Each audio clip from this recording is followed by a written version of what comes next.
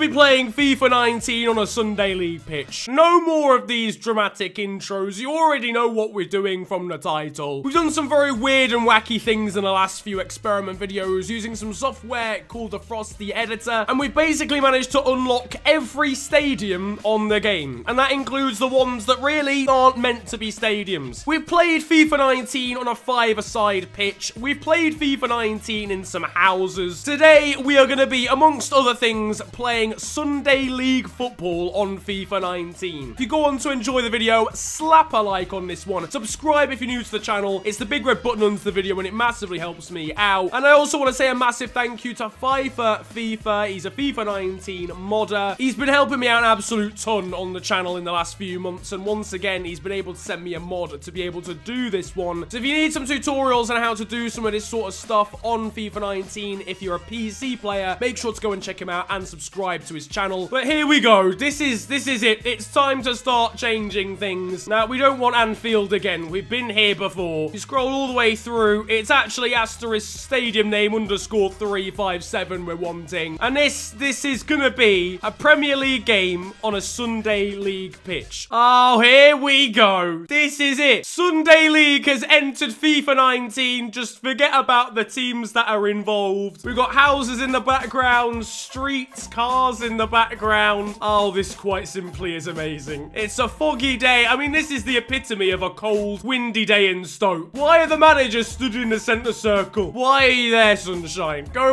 Surely you're outside your technical area. Look at this. Just look at these cinematics for a second. We've got high-rise buildings in the background, trees and hills and stuff on the sidelines. The substitutes are in the hill. Well, here we are, folks. There's a park bench and a bin next to the stadium, and we're ready to get things going. I mean, it's not really a stadium, is it? I love that when we're on the pause menu, all I can hear is like cars going by. But then as soon as the game actually starts, suddenly there's a massive amount of people. In the stadium, they're not really in the stadium. The ball's just gone into the street. Trent's taken it to Joel Matip. That really was Sunday League quality, in fairness. There's no ball boy. There's just no ball boy at all. So the ball just goes off. The ball, it's just rolling. It's just rolling into the footpath. It's still going. There's a tree over here that obscures half the right wing. Look at this. Oh, bit of glitching there. You love to see it. The ball boy system really isn't working, mainly because there aren't any. On the right-hand side is Salah. We've moved away from the trees. He puts it in towards Mane. It's cleared by Wijnaldum. Henderson on the turn. Oh, what a goal. That's better than what you see in Sunday League, I've got to say. I mean, he's pointed to the back of his shirt. There's no one over there to view it, mate. There's not a single person watching you. That's the best goal this park's seen since 1987. I love how somehow they're still taking the time to actually like pattern the pitch as well. I feel like in normal Sunday League scenarios, it's just, I mean, you're lucky if there's even a blade of grass available. It's just mud most of the time. This is Firmino deflected out into no man's land. The car's probably run over that ball already. United are coming forward here with Romelu Lukaku. He's in his natural habitat right now. To be fair, that's probably harsh on Sunday League players. Most of them have got a better first touch than him. The ball is on through the middle for Wijnaldum, and it's 2. We run behind the goal. I don't know what's going to happen. I mean, there's no crowd, so Wijnaldum celebrates. He's made it 2-0 in front of the adoring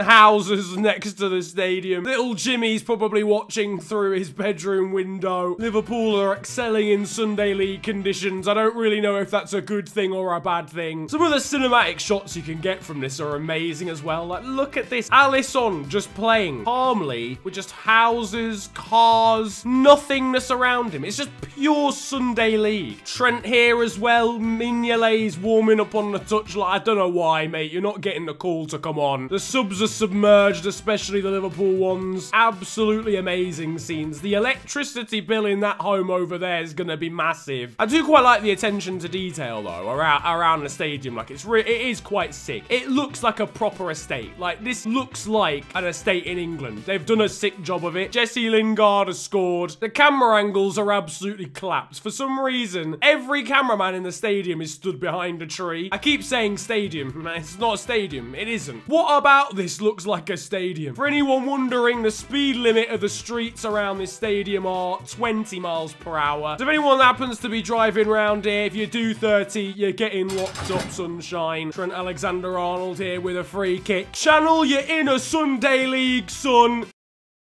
Okay, alright, I didn't mean literally. Maybe I should have said something else. Back again in the world of Sunday League for the second half. The lads have all had a pucker pie at half-time and a carling, and we're ready to get amongst it again.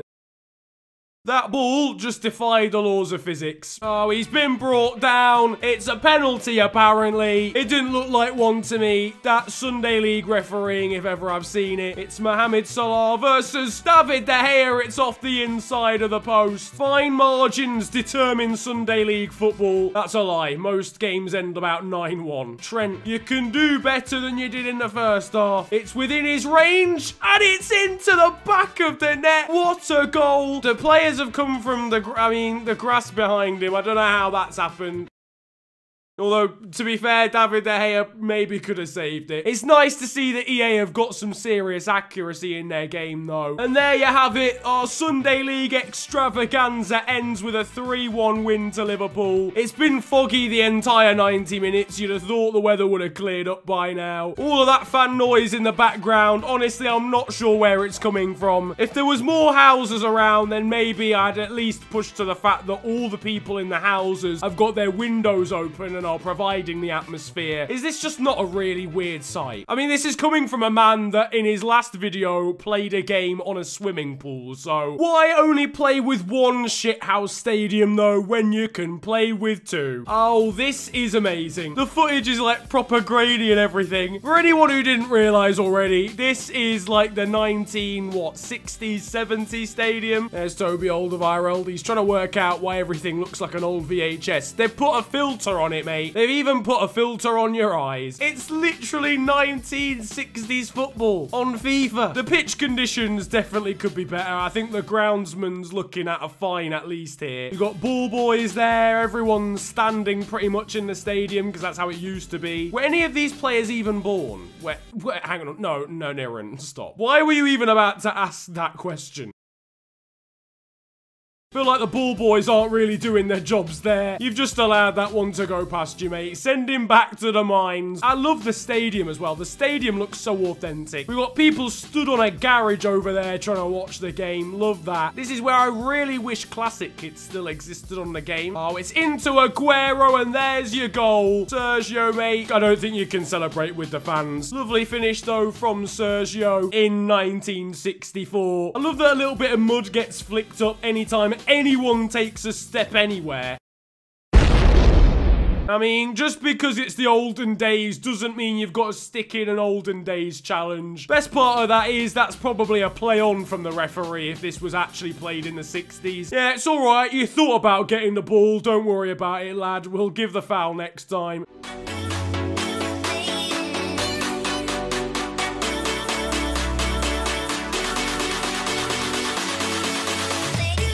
Oh my god, that might be the best goal ever scored in human history. That was actually grim. No, that was actually disgusting. I think I might vomit. I think I might throw...